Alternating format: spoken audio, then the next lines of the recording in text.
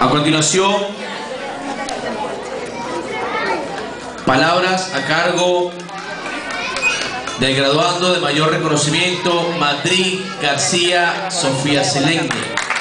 La van a acompañar los niños Pausa Ramírez, Luis Alejandro y Guillermo Sosa Luis.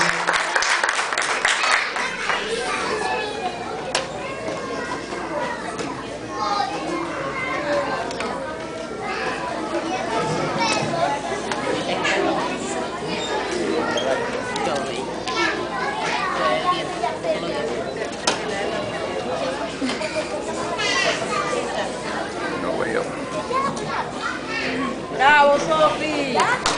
¡Vamos, Sofi! Buenas tardes, profesora Nadesca Rodríguez, directora del plantel, padrino y madrina, personal docente, administrativo y obrero, padres y representantes. Gracias por su asistencia. Muy pequeñitos nos recibieron, nos dieron amor, atención y dedicación. Entre juegos y enseñanzas empezamos a conquistar nuestros sueños en lo que se convirtió en nuestro segundo hogar.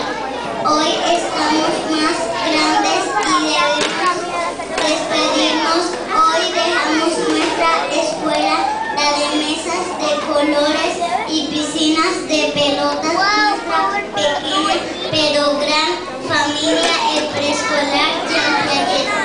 Ahora vamos a la escuela de los niños grandes a seguir creciendo, a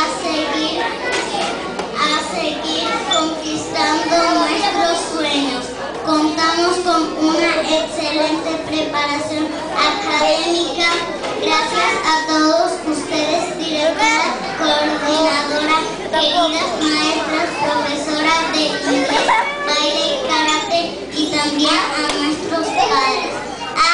No podemos dejar de agradecer a la señora Ruth, que cuida nuestra alimentación, y a la señora Damelis, que mantiene limpio nuestro colegio.